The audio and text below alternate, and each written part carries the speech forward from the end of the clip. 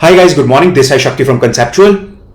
तो गाइस, आजकल free trade जो है वो काफी ज्यादा चर्चा में है और मेरे पास उसको लेके काफी सारे सवाल भी आ रहे हैं ट्रेडर्स की तरफ से कि भाई किस तरह से फ्री ट्रेड्स में पैसा बनाया जाए।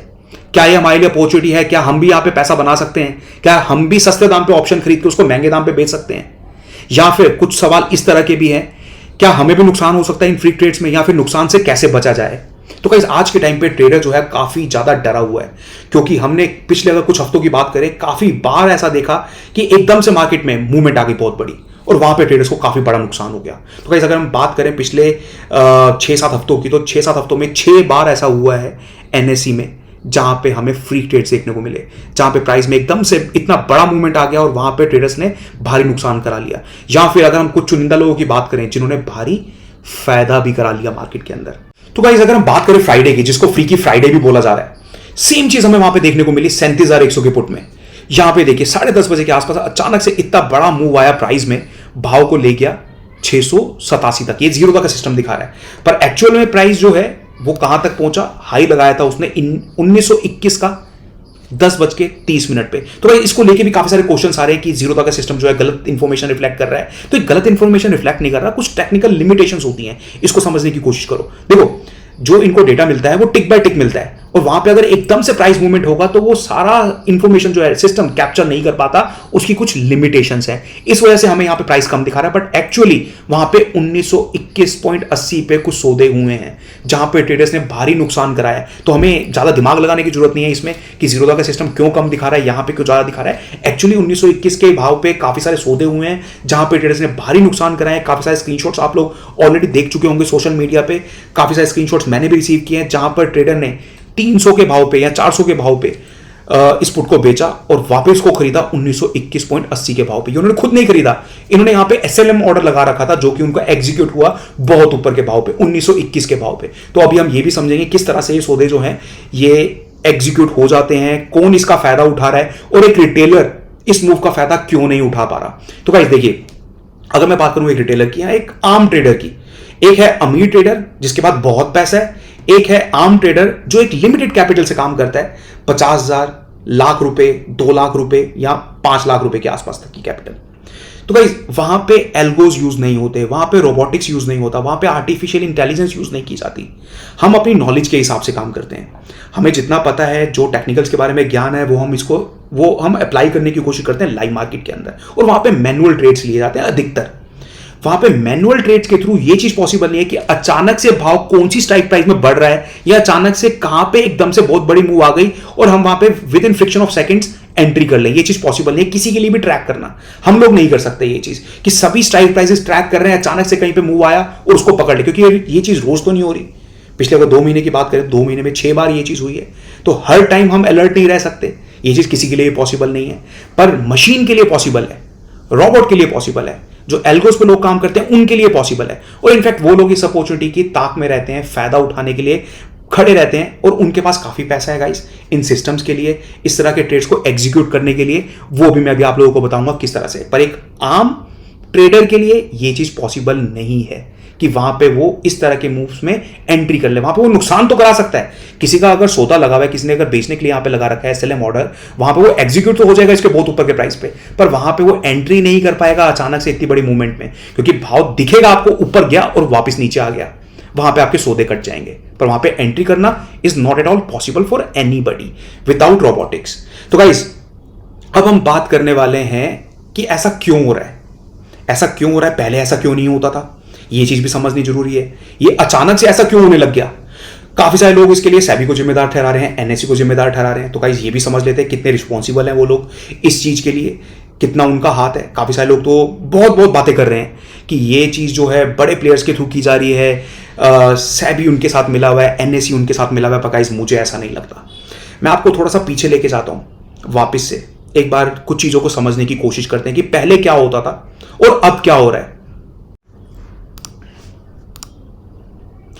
तो यहां पर देखिए गाइस, एक एनएससी की तरफ से सर्कुलर आया था 31 जुलाई को, जहां पर उन्होंने एडवांस में हमें बताया था कि कुछ चेंजेस होने वाले हैं। वो चेंजेस काफी मेजर थे, काफी इंपॉर्टेंट थे, जिसकी वजह से आज ट्रेडर्स को काफी भारी नुकसान भी उठाने पड़ रहे हैं। तो यहां पे देखिए, सीधा चलते हैं जहां पे जो चेंज है हमें इंपैक्ट कर रहा है।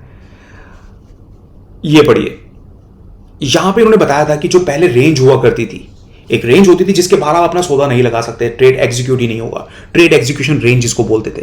वो रेंज अब हटाई जा रही है 16 अगस्त से, जिसकी वजह से यहां पे मार्केट के अंदर फ्री ट्रेड जो है अक्सर हमें अब देखने को मिल रहे हैं। तो भाई सबसे पहले समझने की कोशिश करते हैं रेंज क्या थी और पहले क्या हुआ करता था और अब क्या होता है जिसकी वजह से ट्रेडर्स यहां पे भारी नुकसान उठा रहे हैं।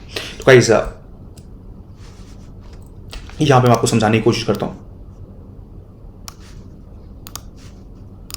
लेट्स अस्यूम गाइस एक स्ट्राइक प्राइस है जिसमें मैं काम करना चाहता हूं, जिसका भाव अभी चल रहा है 700 से 800 रुपए के आसपास। तो पहले क्या होता था, एक वेल डिफाइंड रेंज होती थी जिसके बाहर जाके हम अपना सौदा नहीं लगा सकते थे।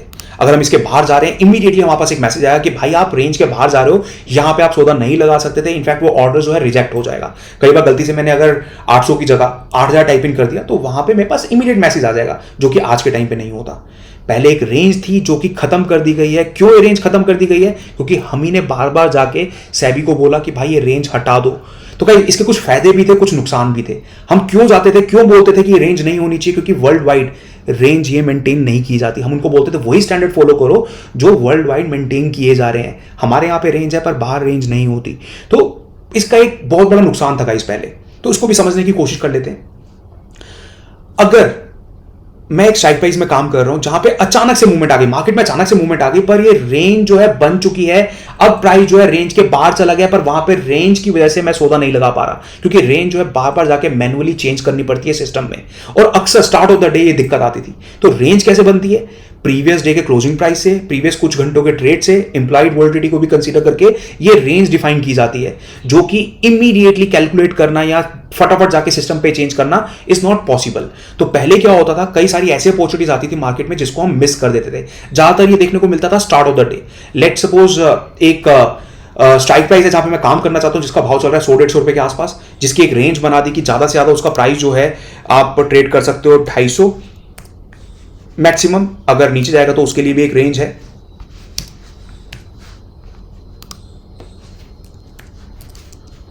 तो गाइस ये रेंज जो है मार्केट खुलने से पहले डिसाइड हो चुकी है। 150 वाली स्ट्राइक प्राइस में काम करना चाहता हूं, इसकी अपर रेंज है 250, जहां पे सर्किट लगा हुआ है, जहां के जिसके बाहर मैं नहीं जाके ट्रेड कर सकता।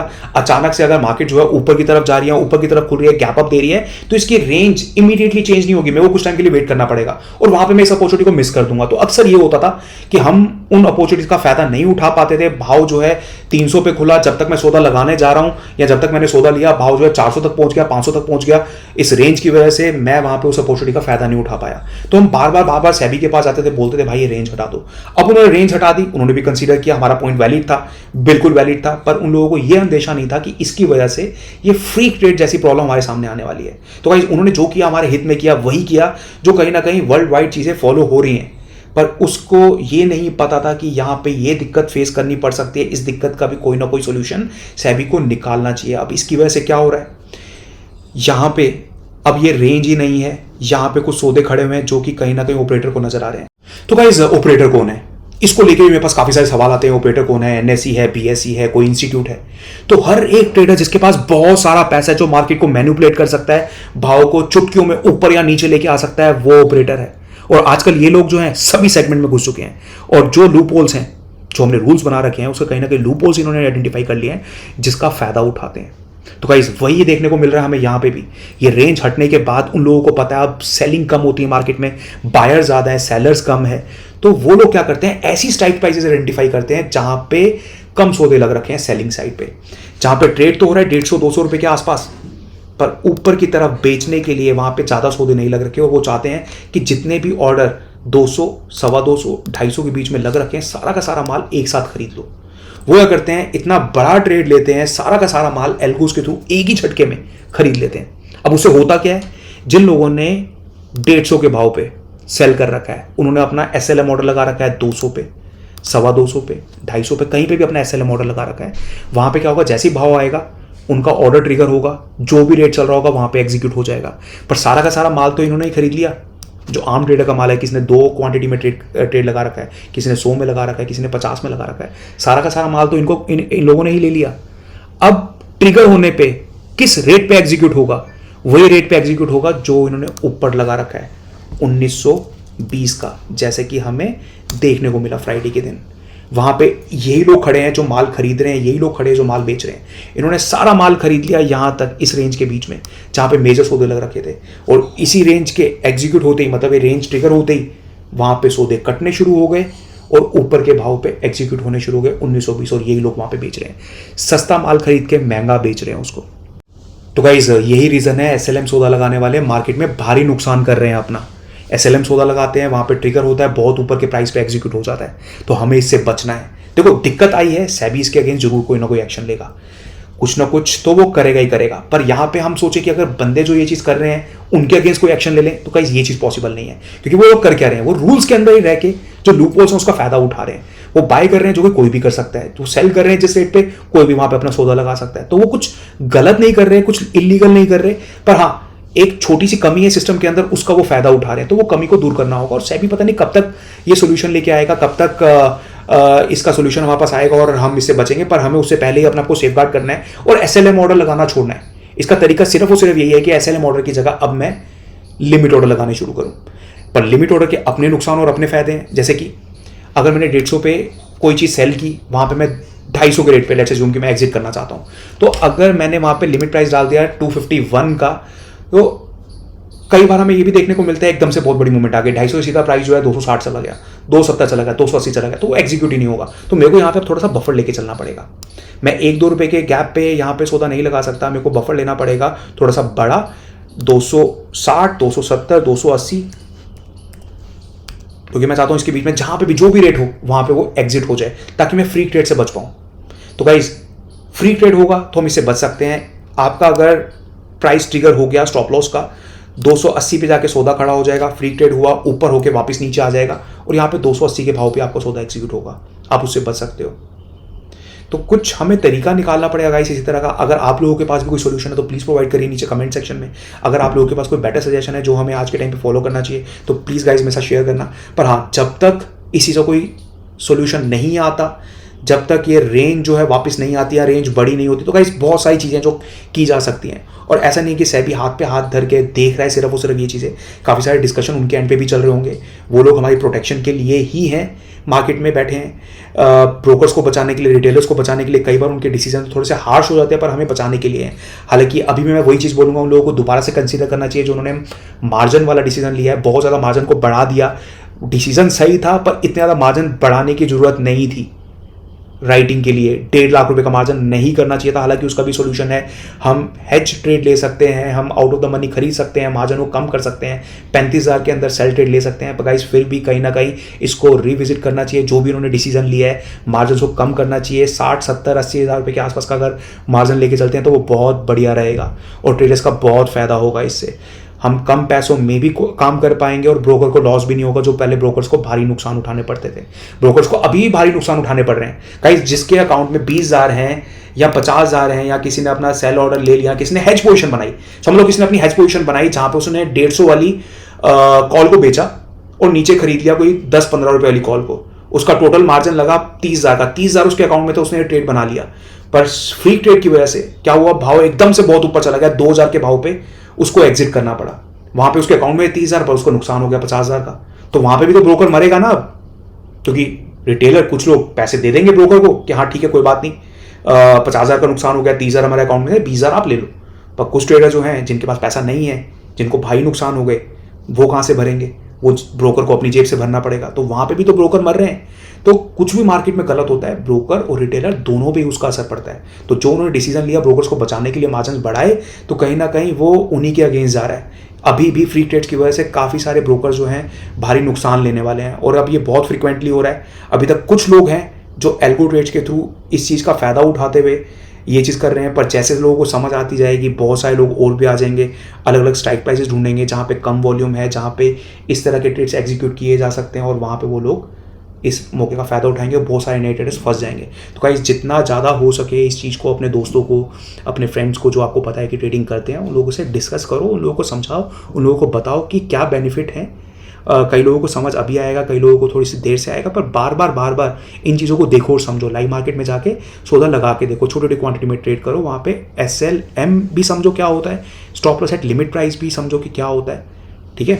और ये चीज़ जो प्रैक्टिस करनी है नए ट्रेडर्स के लिए मैं बता रहा हूँ, क्योंकि आप बिना प्रैक्टिस किए इन चीज़ों को नहीं समझ सकते। आपको मार्केट में तो जाना ही होता है, तो थ्योरेटिकल नॉलेज लेने के बाद थोड़ा सा मार्केट में जाओ, स्टॉक्स में काम करो, वहाँ पे जाके SLM ऑर्डर समझो क्या होता है, stop loss at limit price समझो क्या होता है, लिमिट कितनी लगानी चाहिए, किस तरह से इतनी बड़ी मूवमेंट आ गई। ये चीज़ 6 बार हुई है गाइस, पिछले 2 महीने की अगर हम बात करें 6 बार हुई है। तो बहुत सारे ऐसे मौके हैं जहाँ पे हम पीछे वापस जाके देख सकते हैं कि किस तरह से ट्रेडर्स को नुकसान हुए, वहाँ पे क्या सौदे लगाए गए थे, कितना स्टॉप लॉस लगाया गया था, stop loss at limit price लगाया होता तो हम बच सकते थे इससे, राइट। तो ये चीज़ें जाके देखो, एक्सपीरियंस करो, उनको चार्ट्स खोलो, स्टडी करो, हर एक दिन जिस दिन भी फ्री ट्रेड आए उसको खोलो और समझने की कोशिश करो कि क्या हुआ और उससे कैसे बचा जा सकता है, राइट गाइस। और कोई भी सजेशन है नीचे प्लीज़ कमेंट सेक्शन में मेंशन करिए उसको।